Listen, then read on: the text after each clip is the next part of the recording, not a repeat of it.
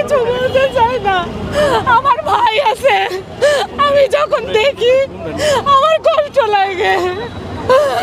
আমার মা আছে, কোনো মা যখন সন্তান হারায় কাঁদে আমার কষ্ট লাগে। আমি শারীরিকভাবে অসুস্থ, কিন্তু আজকে এখানে আমি আসছি, আমার মনে হয়েছে যে না, ওই সকল মা বোন ওদের কাছে যে আপনারা সাংবাদিকরা, আপনারা তো মানুষ চিনে চিনে যান, আপনারা ওই সকল মা বোনদের কাছে গেলে হয়তো তাদের ভাষা নাও বুঝতে পারেন, কিন্তু আমি পারি না। আমি এখানে ওই মায়ের, ওই বোনের, ওই ভাইয়ের, ওই শিক্ষকের, ওই ছাত্রের, যেই শিক্ষকদের গায়ে আক্রমণ করা হয়, যেই ছাত্রদের গায়ে আক্রমণ, সবার হয়ে বলতেছি, প্লিজ আপনি আমাদের কথা শোনেন। এরকম করেন না, এরকম করে লিডার হওয়া যায় না, এরকম করে কোনো দেশের নেতা হওয়া যায় না। আমরা আপনার কথা শুনি না, আচ্ছা মানে মাফ করেন। আমাদের পুলিশ ভাইদেরকে আমাদের সাথে আজকে এসে নেগোশিয়েট করেছে ভদ্রভাবে, আমাদেরকে মানবিক মর্যাদা দিয়েছে। নাগরিক হিসেবে আমাদের সাথে কিভাবে কথা বলতে হয় সেটা করেছেন, চেষ্টা করছেন। এটা একটা ভালো দিক, আমরা এরকম আরো অনেক ভালো দেখতে চাই। Thank you very much.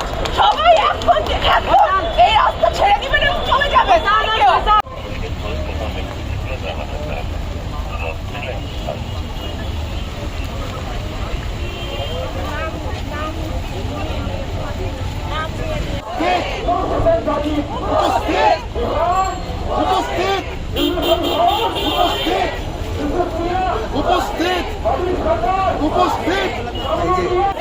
Ashiq মিয়া, হুমায়ুন কবির, তনয় দাস, অজ্ঞাত 48, অজ্ঞাত 49, কামরুল মিয়া, জাহাঙ্গীর, মোহাম্মদ শাকিল, অজ্ঞাত 52, অজ্ঞাত 53, অজ্ঞাত 54, 56, সেলিম মন্ডল, আব্দুল সালাম, সোহেল আহমেদ, আদিল আল মাহমুদ, মোহাম্মদ ইমরান, আকাশ।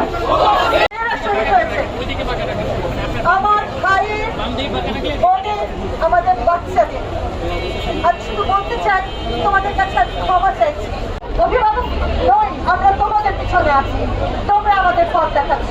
সালাম, তোমাদের সালাম, তোমাদের সালাম।